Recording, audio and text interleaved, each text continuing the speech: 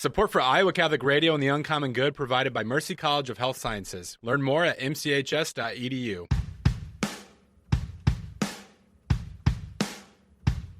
Welcome, folks, to the Uncommon Good with Bo Bonner and Dr. Bud Marr.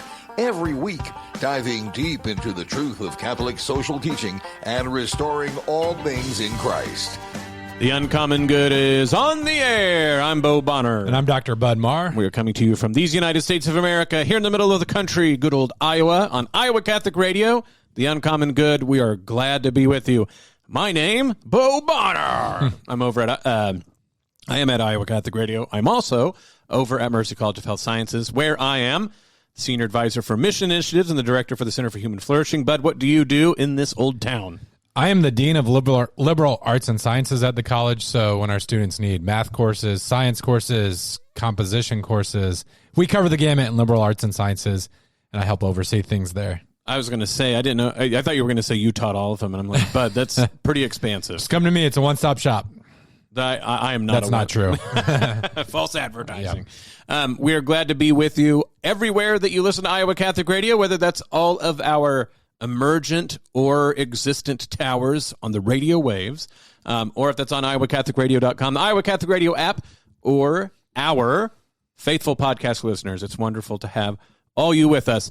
Bud, it's a balmy 30-something degrees, depending on what day anyone's listening to this.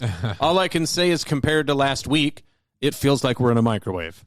Yeah, it's been quite the journey this winter. I don't know. My theory is that we had half a decade or more of mild winters, and so now we're paying the bill. But I love cold weather.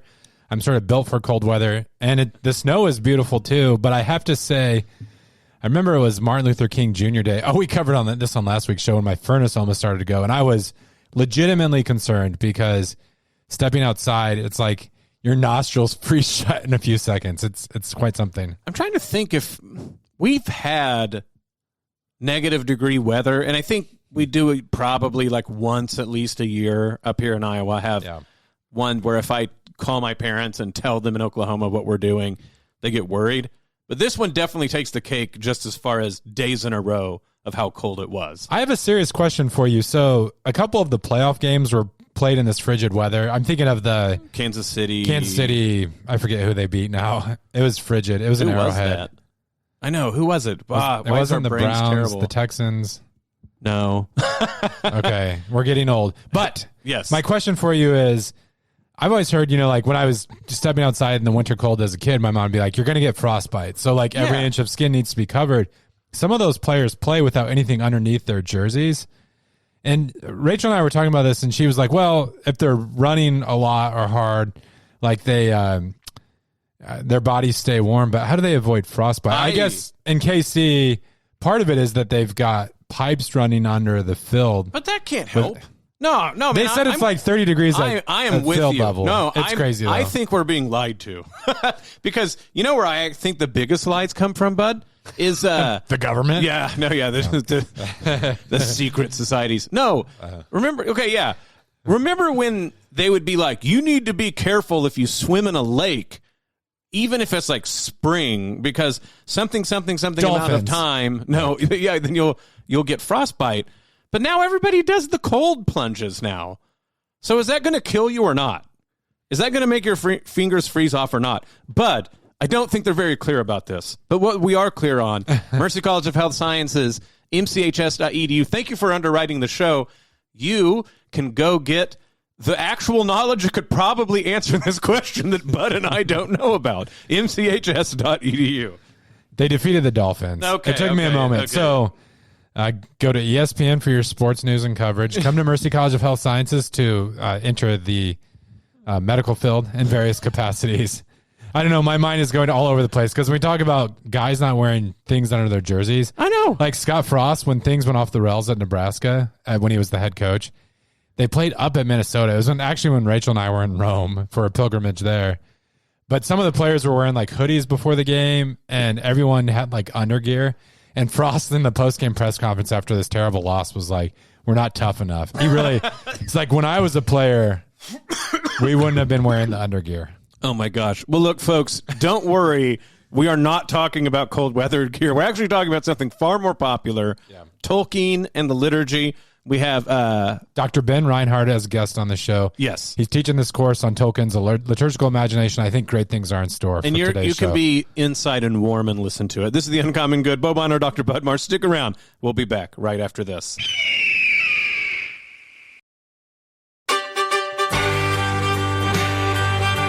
Back with The Uncommon Good. Bo Bonner and Dr. Budmar joining you this week. Thank you for listening to the show. So wonderful to have you with us. We are glad that you join us here for Iowa Catholic Radio on The Uncommon Good. Be that however you decide to do that, if it's on the airwaves through all of our Iowa Catholic Radio stations, whether that happens to be iowacatholicradio.com, the Iowa Catholic Radio app, or all of our good, faithful podcast listeners. Thank you.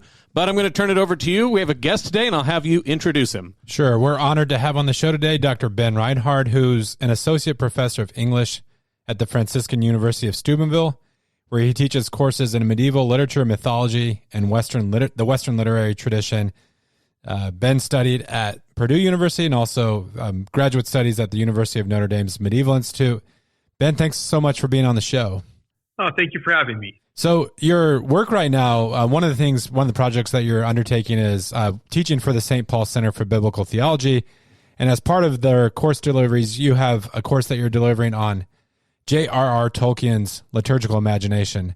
Now, unless our listeners have been hiding under a rock in recent years, we all kind of have an inkling of, good one, pun intended, who Tolkien's great work, the Lord of the Rings trilogy. But if you could start us off, I know there's a lot you could say on this, but who was Tolkien and what is this great work that he's known for? All right. So J.R.R. Tolkien is a lot of things, right? He's a professor of English, and particularly Old English at Oxford. He's a scholar, a student, and a teacher of languages. But he's most known, of course, for his fantasy writings. Things like The Hobbit, The Lord of the Rings, and then all that body of literature that surrounds it. So anyone who's, watched movies in the past 20-odd years is aware of what he's done. He was voted by the British public as the author of the 20th century. So he's this huge figure in the history of Western literature and Western thought. He's also a devout Catholic, and he says that his Lord of the Rings is a fundamentally religious and Catholic work. So we just celebrated the 50th anniversary of Tolkien's death in September, and there's been a lot of thought about how this great man, right, the scholar, the researcher, the writer, how his Catholicism informed his life and informed his work. So that's who he is, and those are the sorts of questions that people like me tend to be pretty interested in. You mentioned how popular his work is, and I feel like because of that, but also that he wrote in the fantasy genre, that literary critics sometimes look down their nose at his work. Would you consider The Lord of the Rings to be part of the Western canon? Like, where does it stand among literary works of that era? So I'd put it at or near the very top. And I'm going to use a couple of things to sort of buttress my argument, right? C.S. Lewis, when Lord of the Rings was written, nominated it for a Nobel Prize in Literature. Now, it didn't win, right? There are a lot of people who would, again, turn their noses up at fantasy or something like that. But Lewis thought highly enough of it to nominate it for that prize. And Lewis, I think, had a really keen insight into literary value. He pointed out that the things that highbrows tend to like, the things that tend to draw the most attention in like the literary review magazines and among professors of literature and things like that, they're actually not always the most indicative of what true worth and true value is. Lewis pointed out that in his own day, Shakespeare was considered kind of second-rate. Shakespeare was considered a sort of middle-brow, popular author, but not a true great, right? And the greatness of Shakespeare only became obvious as years went by. I think we're seeing the same thing happen now with Tolkien. If you think about the works from the 20th century that people still come back to and find like joy and pleasure and insight in reading, what are they? They're not the things that were on all the college syllabuses in 1970 or 1980. The thing that people come back to, and the thing that the reading public has seen to have lasting value, is Lord of the Rings and The Hobbit and the things like that. We're approaching 100 years on The Hobbit. We're not there yet. And people still come back to it. And that's a sign that Tolkien has done something that's tapped into something lasting and meaningful and maybe even sort of perennial. No, I think that's a wonderful point. This is Bo here. One thing that you start to see for folks that we're going to get into the great books conversations, on one hand, it's like you said, that they end up having a more popular appeal than sometimes I think the eggheads realize. So like Dante popularizes modern Italian. I mean, the foundations of it, I should say. Tolkien, of course, in his academic career, has done this for several books in a way that maybe is hard for people who go through English departments in the modern world do now. So, for instance, Beowulf is not like this perennial classic everyone read unstopped from the time it was written until now. It was actually, like rediscovered in his, whatever you think of Tolkien's translation of Beowulf itself, his scholarship on Beowulf was groundbreaking and in a way that really set English understandings of Beowulf quite at odds with sort of the German schools on the continent.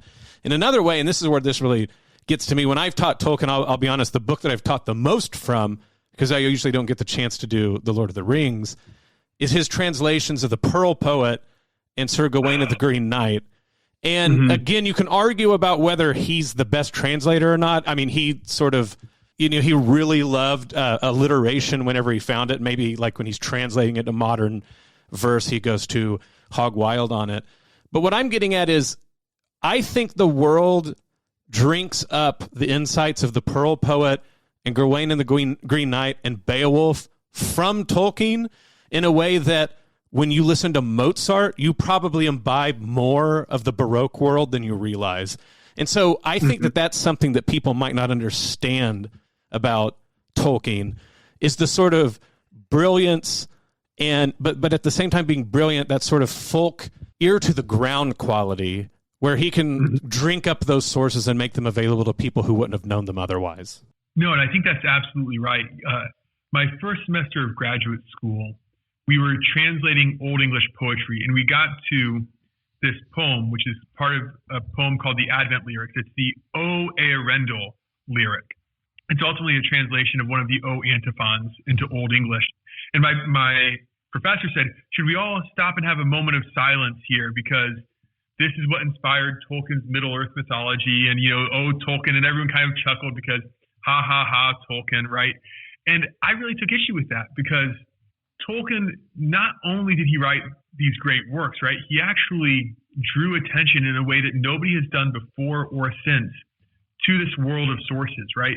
It's hard to think where the field of Old English language and literature, the study of Beowulf and the study of all these other texts would be if Tolkien hadn't come along and done what he did. I expect, if everyone was being honest, a great number of people who study it were drawn into it because of him, right? And certainly most of the students in the classes are interested in it because of him, right?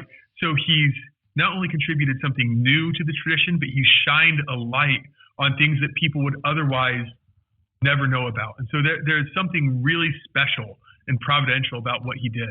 Well, and I think that people forget, right, that English class used to be a class about the English language, and one of the ways you did that was to read source material in the various Englishes, that's not a word, that we eventually end up with. And Tolkien, and I know that it sounds like I'm making an extremely academic, dorky point, but if anybody gets a chance, it's a very slender volume. Before you go tackle like the Silmarillion and commit to 7 years of your life reading through that, let me throw out to read Tolkien's translations of Sir Gawain and the Green Knight and the Pearl.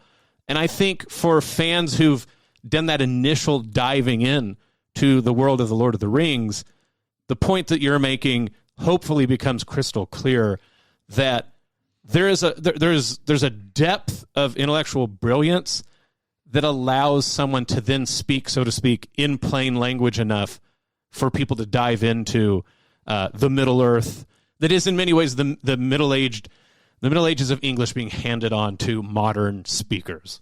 I think another fascinating angle with which to approach Tolkien's work has to do with, so Ben, you mentioned that he was a devout Catholic, a daily mass goer. I have a personal interest because he was educated at the Birmingham Oratory.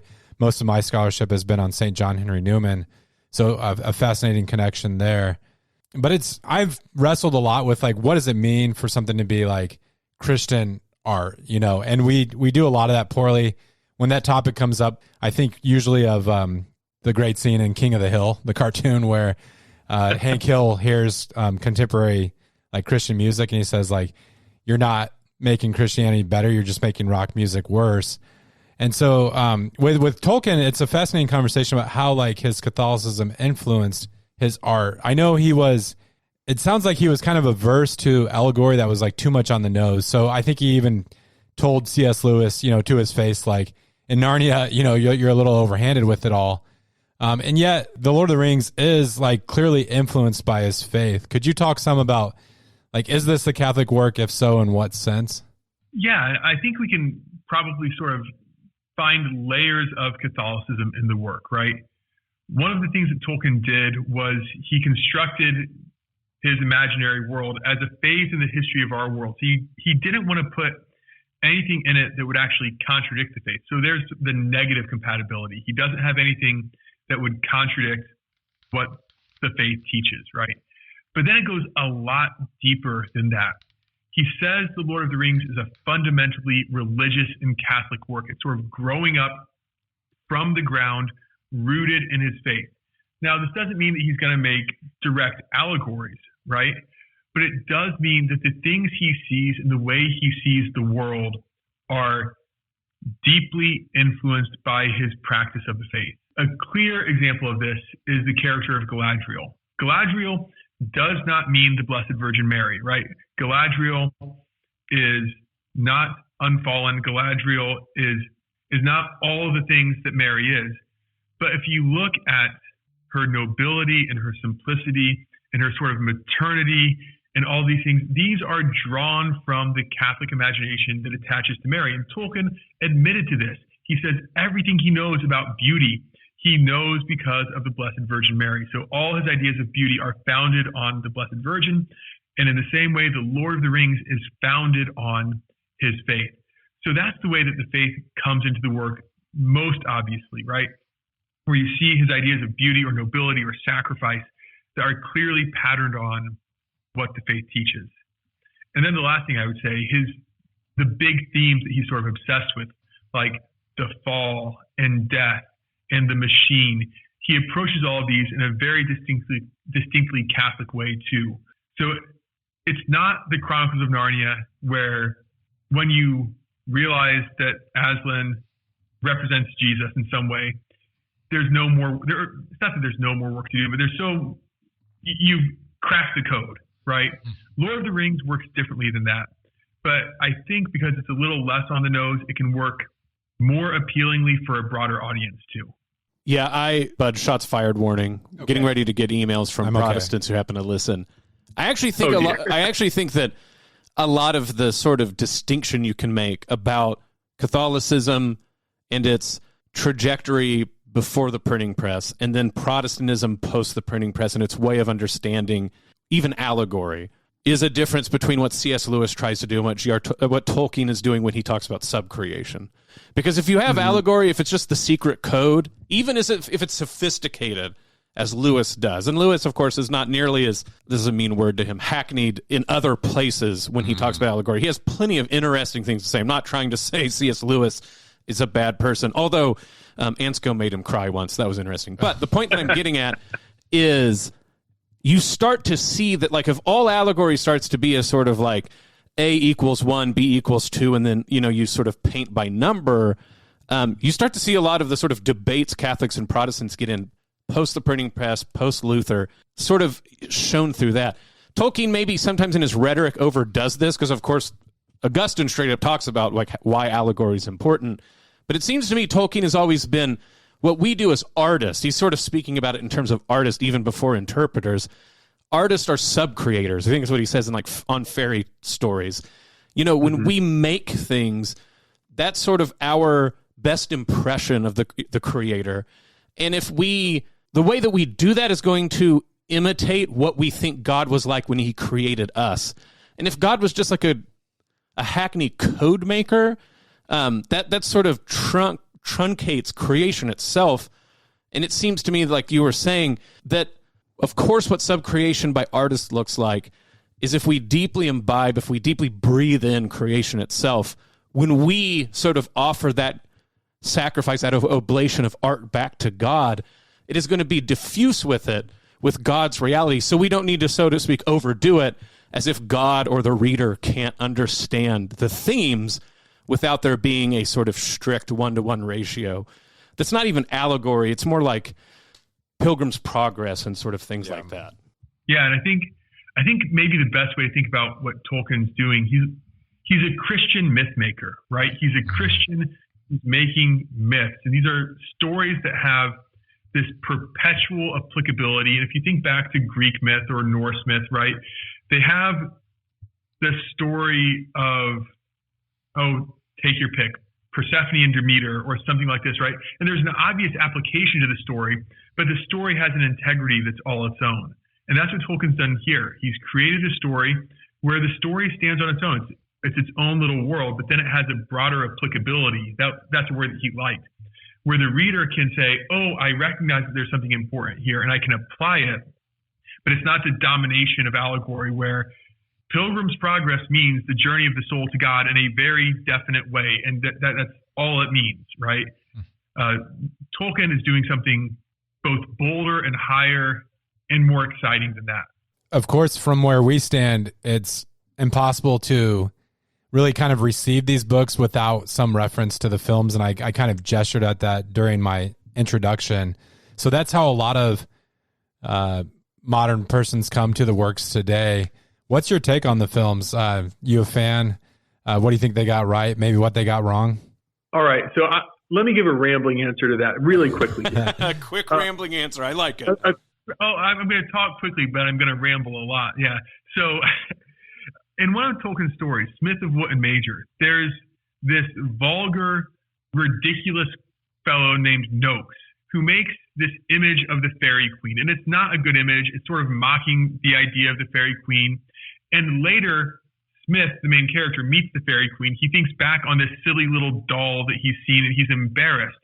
But the fairy queen tells him not to worry about it because it's better that your people have some glimpse of fairy rather than no glimpse at all. And for some people, even this sort of distorted glimpse that this silly man gave them could be a beginning for something greater. And I honestly kind of think the same thing about the Peter Jackson movies. All right. So Peter Jackson did a lot of things really well, right? He was able to capture in a way that people did not think possible so much of Tolkien's vision and the grandeur of the idea of Middle Earth and the temptation of the ring. Some of the characters come off really quite well. I first saw those movies as a senior in high school and then in my first years of college. So I'm going to date myself here, right? But I was captivated and I was enthralled, and there were so many things that were wonderful and splendid and things that stick in your mind and stay with you. And there's a lot to like, but there's a lot to worry about too, right? There are a couple key themes of Tolkien that I don't think that Jackson gets very well. I don't think that Jackson's good with sort of the simple, earthy goodness that underlies so much of what Tolkien wrote. Jackson seems pretty misanthropic ultimately in the end. He likes his hobbits. He kind of likes his dwarves. He doesn't really like men, and I think that's a little bit of a problem. So imperfect, right? Decidedly imperfect. But at the same time, a beginning for a lot of people and something that could draw a lot of people into the world of Tolkien's books and his imagination. So it's better that they exist than that they don't exist. I'm glad they exist. There are some things I would definitely change. See, I'm going to date myself because the first thing that I saw was the trippy 70s cartoons. Oh, yeah. So, like, every time you watch them, it's like Led Zeppelin songs are playing. And then I'm going to commend you that right before break, you didn't go into a big ramble about the snub of Tom Bombadil. So thank you for not making this radio program too long. This is The Uncommon Good. Bo Bonner, Dr. Budmar. Stick around. We'll be back right after this.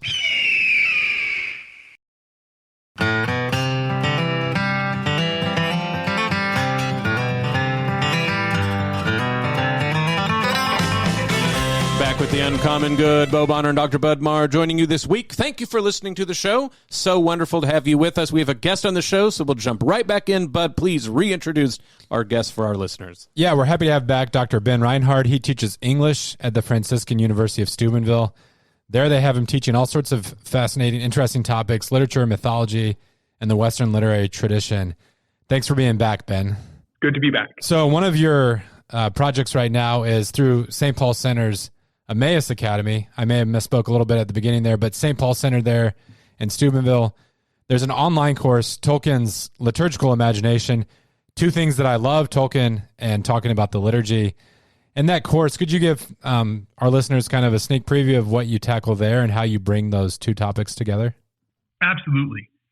So Tolkien is a devout Catholic, and part of his Catholicism was daily attendance at Mass, frequent communion, and a really deeply liturgical life. We talked about his connection with the Birmingham Oratory in our first segment, but after his mother died, Tolkien reminisces that he and his brother Hilary became virtually junior inmates of the Oratory house.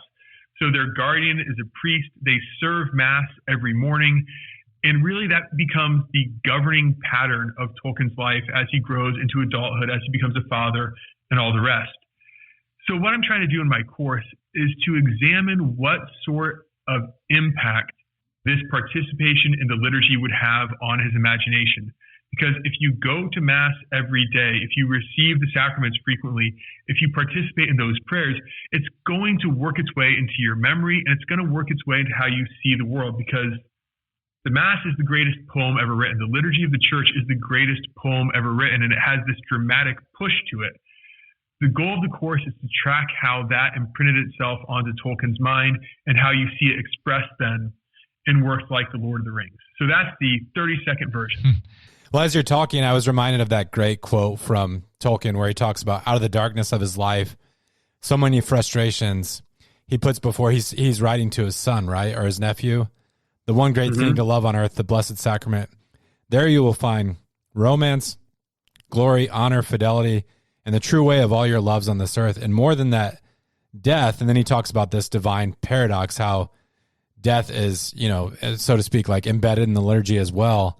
I was listening to an interview you did recently, and you mentioned that one of the cardinal sins that Tolkien kind of shines a light on in the Lord of the Rings trilogy is the denial of death, or sort of like aversion to it, to the point that we lose the true purpose or mission of our lives. Could you kind of unpack that and how Tolkien brings that forth in his book? Absolutely. Let's start with that quote about the Blessed Sacrament, right? In the Blessed Sacrament, we do find death because there's the oblation of ourselves, right? And this need to ultimately offer ourselves to God is the central moral fact of Tolkien's universe. God created the world, in Tolkien's world, as well as the real world, right? And all creatures owe him their faith, all creatures owe him their willing submission, and all creatures have to accept the limits that God has placed on their form, right? The angels have to accept that they can't be God, and that's why Satan falls, right? The elves have to accept that they have to give way, and they have to endure the passage of time, and some of the elves in Tolkien's world don't like that. And men have to endure death, which is a great act of trust. Now, this comes through in just about everything that Tolkien wrote, right? If you think about the famous lines about the ring, right? 3 rings for elven kings under the sky, 7 for dwarf lords in their halls of stone, 9 for mortal men doomed to die, 1 for the Dark Lord on his dark throne. The ring is ultimately a way for the creature to rebel against the Creator. It flees from death. We want to prolong our lives by any means necessary, and that's what leads always to the fall in Tolkien. The best version of the story comes with the downfall of the island of Numenor, so that's where Aragorn's people come from.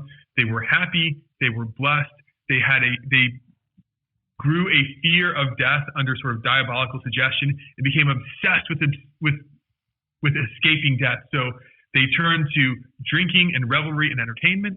They turned to science and medicine and magic, anything they can do to prolong their lives because they hate the idea of giving up, of letting go, and surrender to divine providence. And so that's the cardinal sin. Through fear of death, sin enters the world, and that works its way just about through everything that Tolkien does. I think that's a great way to put this. And I know that what you teach is mostly the Lord of the Rings, so I don't know what other things he's written you'd put into the class, because otherwise you could be teaching, for 4 semesters straight. But his creation narrative in the Silmarillion, I barely speak English well because I'm from Oklahoma, so I'm going to mess up the Elvish. But the Anu Lindale, or however he says that, the music of creation. I actually think that that's one of the most profound mythic renditions of why there might be evil in the world and what we mean when God will be all in all. And the liturgical vision of that alone makes The Lord of the Rings an entirely different epic, like you said, because of this idea of why is there dissonance at all, and what does it come from, and what will it be that ultimately brings it back in harmony with the music of God. So I know I just got done saying that if people wanted to read something instead of the Lord of the Rings, in addition to Lord of the Rings, I threw out the Pearl. But if they can read just that, not the whole Silmarillion, I think that gets to this liturgical aspect that creation itself is sort of God singing existence into existence and threading all of that together, something like a symphony. And I just think it matches up so well with what you're saying about the denial of death is sort of like the denial of being sung by someone else. But even that song will eventually be able to recapitulate that as well. Absolutely. One of Tolkien's very favorite prayers is to bless the Lord, all you works of the Lord, right? So we're united with all creation, which has been created by God, and leading the song back to God.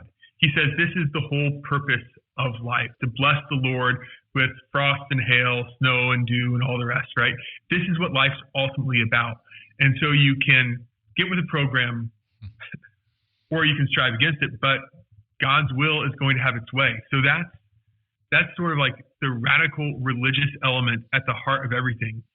One other really explicit Tolkien statement, when he's talking about the Lord of the Rings, he says, the Lord of the Rings, the whole conflict, what we have in there, it's not ultimately about freedom. Everyone thinks it's about freedom, but it's not freedom. It's about God and his sole right to divine honor. That's what the Lord of the Rings is ultimately about a war to give God what is actually his due, right? Not to be wrenched aside into dissonance or rebellion or idolatry, but to give God the divine worship that belongs only to him. So, yes to everything you said. Well, I was intrigued by the way you were talking about the ring, and I know the symbolism of the ring gets applied in a lot of different directions. It sounded like part of what you were saying is it's humanity trying to exceed its own finitude and to kind of seize a power that doesn't properly belong to him. But there's certainly nuance in Tolkien's vision. I'm wondering if you could say more about his political philosophy. So as I mentioned, I write on St. John Henry Newman, and during Vatican I, one of his confreres, a person who he at times was agreeable with and other times disagreed with, Lord Acton, when Lord Acton was observing Vatican I, he said power tends to corrupt and absolute power corrupts absolutely. And in Newman circles, you'll get some scholars who are like, yeah, they sort of are allergic to authority qua authority. With Tolkien, it seems to me more nuanced, especially with how he presents kingship and things. Could you talk even from his personal life or getting into the books, sort of the political vision that he casts? Yeah, so real life is messy. Real life is very, very messy all the time, right? It's hard to think of an act that I've done that's purely noble and that doesn't have some element of my concupiscence sort of rattling around at some point in it, right? Something that's really nice about Lord of the Rings is we're able to abstract the lust for power, the lust for absolute domination, and put that aside so you can consider better things like authority and kingship and hierarchy that really do matter. Now, Tolkien has widely ranging political views, but the final image of rule he gives in Lord of the Rings is basically something like a restored Davidic kingdom, right? Aragorn isn't just the king, he is the king, but he's also the high priest of his people, and he leads them sort of back to God through right worship. And so ideally, authority should work in this pure and disinterested and self-giving way that you see embodied in Aragorn. And you can find elements of this in his other writings too, in his letters and things like this, right? On the one hand, everyone sort of gravitates towards the idea that Tolkien says, well, I'm an anarchist, right? Mm-hmm. But that's just because he doesn't like centralization of all sorts of things that was happening in England in his day. He'll also say, as he wrote in a letter to C.S. Lewis, that the state really should support and legislate Christian marriage, because Christian morality is universally obligatory. And if the state doesn't teach that, if the law doesn't teach that, it will be leading people away from the truth. So Tolkien's got a complex approach to authority. He doesn't like the desire for power. He definitely doesn't like the desire to meddle in other people's lives in sort of the officious, bureaucratic way. But he does believe that authority has a place, and he does believe that governance has a place to help bring people closer to God, because if it doesn't do that, it's going to take them away. That's interesting too, that when you hear people complain about, just to use Peter Jackson as an example of what people think are the main thoroughputs of the Lord of the Rings. So people go, oh man, there's like 40 endings, right? You think it's done, and then there's more, then there's more, even to the very end about, like Sam and, dying very bittersweetly and things like this. But I've heard from people that I think I agree with most, that if you're going to cut something out of the Lord of the Rings, what you shouldn't cut out is the hobbits coming back and scourging the Shire to get rid of. So, they were a part of this big epic thing with all of the tall humans and getting everything back to normal. But if you get this sense that they just go back to a happy ending, which that is definitively what the movie makes it look like nothing ever happened in the Shire and they were just waiting to eat 12th meal or whatever. But in the book, right, they have to go back and sort of vest that authority to do what's right. You said, in a messy world by them, right? So, Tolkien's a just war guy and thinks that there's something about the subsidiarity responsibility of the people who are going to go rule even over the Shire. And so I think it's interesting even in that regard when people admittedly say, you're never going to catch everything the first time you read through The Lord of the Rings. It's just too big of a book. And certainly if you were going to make it a movie, it would be hard to include everything, although they made The Hobbit like 13 movies for some reason. But I do think that illustrates your point, right? Is there sort of the maybe the hobbits had their era of the judges, humans were ready for the Davidic kingdom. The hobbits needed to have their judge moment. But Tolkien is really, he really understands that sort of stuff. And like you said, naturally puts it in. And just like the sort of era of the judges and the kings in the Old Testament, there is something, of course, that's prefiguring by the fact that there's kings. But there's always, the worry, right? What does a king mean? What might a king do? They might bring your daughters and your sons away to war. And he seems to be able to hold that together in a narrative that, even, like I said, young people will read through that entire book and be riveted the entire way through. I'm having a really hard time disagreeing or adding to any of that. And with scouring of the Shire, right? Yes, 100 times, yeah, because the hobbits go on this journey, but then they have to sort of grow up and start to handle their affairs on their own, right? It's the most political chapter where Saruman and his people are turning the Shire basically into an industrialized communist nightmare, right? And we've got to set things right again. But it also shows that our heroes, who are the hobbits, have grown and have been ennobled to do these things. And that's powerful. And to lose that, it's actually it's a nasty moment in the films, in my mind, where they're back at the pub at the Green Dragon, and they're all just like, well, here we are. Look at these idiots who don't know anything. They don't know what we've seen. Yeah. And that's not Tolkien's spirit at all, right? But also, and this is where Tolkien is so profoundly Catholic. Praise for just kingship, absolute condemnation of tyranny, right? An exaltation of the small, but an ability to appreciate the grand. And this is something that I think when people get into arguments about Tolkien, I think this undergirds a lot of them, because people will glom on to this part or that part of the vision and take it as the whole thing. So in the 1970s, all the hippies, oh yeah, we're just a bunch of hobbits, smoking our pipes and peace loving and all this, right? And that's part of the vision, but it's definitely not the whole thing, right? And other misappropriations of Tolkien, Tolkien being all about freedom or Tolkien being all about this or all about that, don't do justice to the breadth and the richness that his education, his formation, and his life gave to him. So what is the metaphysics of Saruman? It's another easy question here at the end. It's another part of the books where you really can't reimagine Saruman apart from like how Peter Jackson, of course, presents him. But he seems extremely powerful, of course, but also a spirit, like is Saruman embodied? So in Tolkien's myth, you have angels who are just sort of like the pure angels who stay with God in heaven, but then you also have angels who become these governing forces in the world. So they actually sort of become quasi-incarnate in the world. Like Nephilim. It's Nephilim. Yeah, maybe. Nephilim and things like this, right? And so then some of these become directly incarnate as the wizards. So you've got Gandalf and Saruman and Radagast and the Blue Wizards who have directly come. They've been sent by, basically, you could call them God's vice regents on Earth to help men and elves resist Sauron.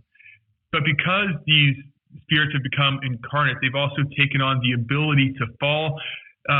This is an area where Tolkien stretches his metaphysics as far as possible, and Saruman, through a too eager studying of the lust for power, through too much attention to just the idea of power and impatience at God's providence, has to be able to control everything on his own, right? His name means the cunning man or the machine man or the crafty man. And so he starts falling into the machine, which means I want it now, I want it on my own terms. And that's why he breeds the orcs. That's why he cuts down the trees. That's why he wants to become a ring maker in his own right so that he can become this new power, because, hey, waiting for God's providence can be a hard thing to do. That doesn't have any application to our time. No, so you were asking about Saruman. I thought you were saying Sauron, and you were saying the wrong word, bud. Like I was going to call you out on air. You mean the I, right? Yeah. Yeah, so Sauron. Oh, I'm sorry. Sauron, I'm sorry. No. I'm so sorry. I'm glad you did this because you're right. It actually went to an interesting place. Yeah, Saruman. So the idea about this is weird where Tolkien gets sort of like Greek myth, right? Like the more you're involved with humans, the more you're able to sort of take on a body, and then you become too much like them, and then other times he's not very Greek at all. So, like Odysseus is a hero precisely because he's like wily and technical and can like design things and make boats and stuff like this. But Sauron, I think to Bud's point, I have to tip my hat to Peter Jackson on this one. It would be really easy to try to overdo Sauron. So the eye in the tower, hats off to making it scary and interesting. But I do think, Bud, to your point, there's a way in which, and this to me is we have so much we could have talked about, but we'll end on this one. Sauron is this interesting case where the more you try to look at him, he looks at you. And I think that's a very interesting commentary Tolkien has on evil. Because there's a way in which, of course, all these characters, like you said, the more they try to dig down to figure out what's wrong, they're more likely to become that way. And so then you get all the good characters, right, like Gandalf, refusing to hold the ring even and handing it to, the halflings.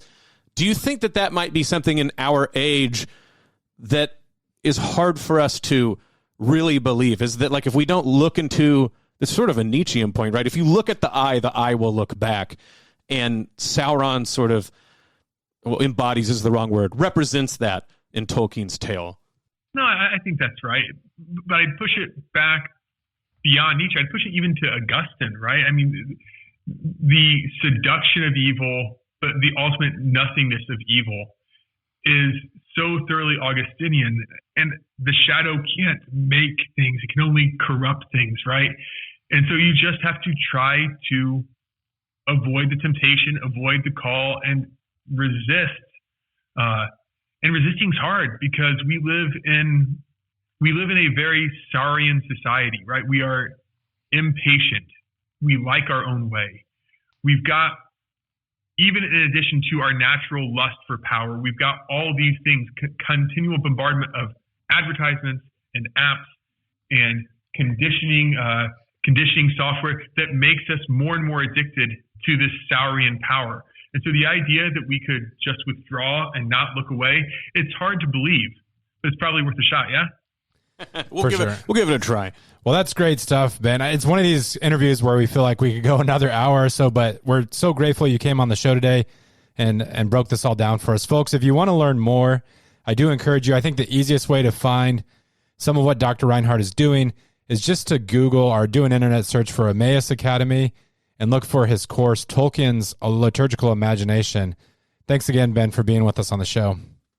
Thanks so much for having me. This is The Uncommon Good. We'll be back right after this.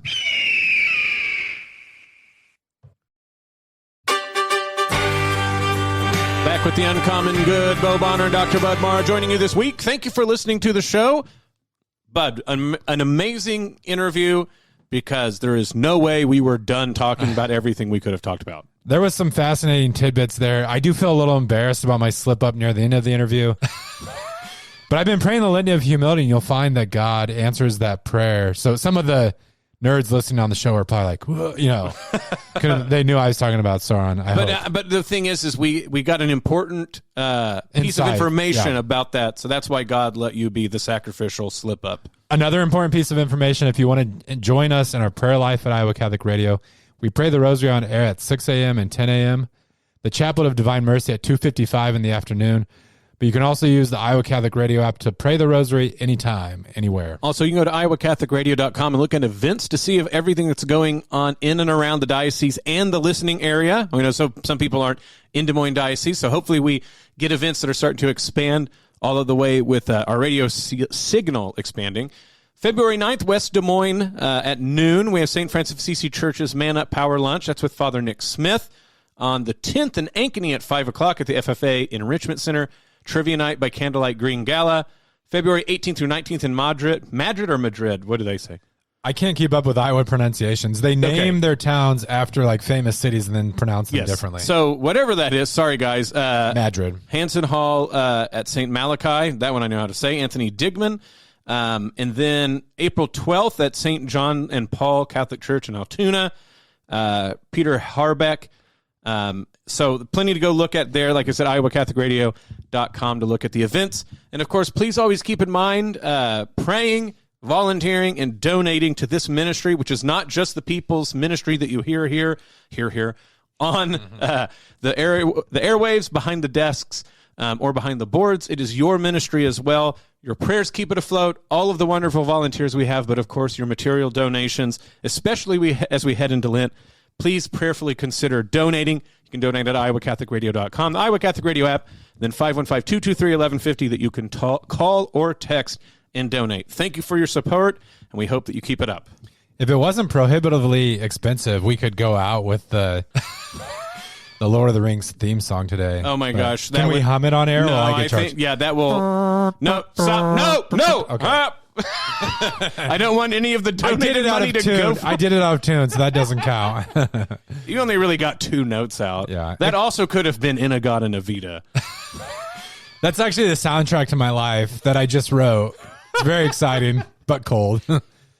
This is the Uncommon Good. May Jesus Christ, the Prince of Peace, reign in our hearts, family, city, state, nation, solar system, galaxy, the whole kit and caboodle. This is the Uncommon Good, and we'll be back next week. The Uncommon Good with Bo Bonner and Dr. Bud Marr is heard every week on wonderful Catholic stations like this one, and anytime on podcast.